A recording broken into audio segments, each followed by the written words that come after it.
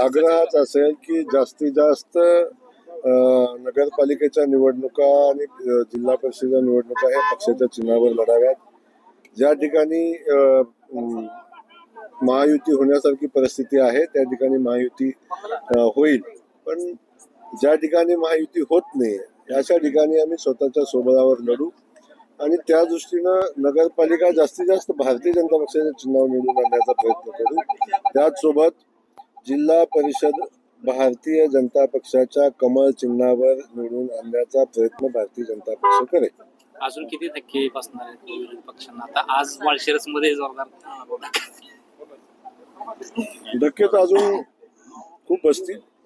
आता तर सुरुवात आहे, एक एक एक एक एक एक होईल.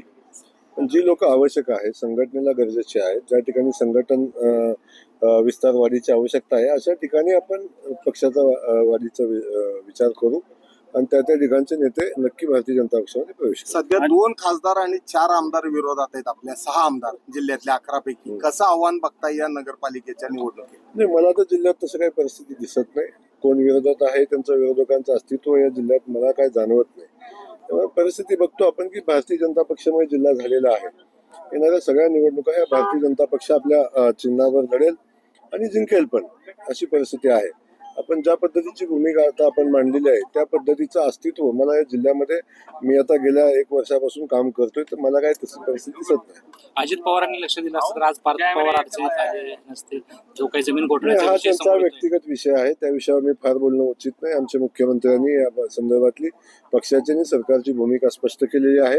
माननीय मुख्यमंत्री महोदय या प्रकरणाची चौकशी करतात आणि त्या अनुषंगानं चौकशीचा रिपोर्ट आल्यानंतर पुढे काय करायचं याचा निर्णय सरकार म्हणून मुख्यमंत्री महोदय घेतील.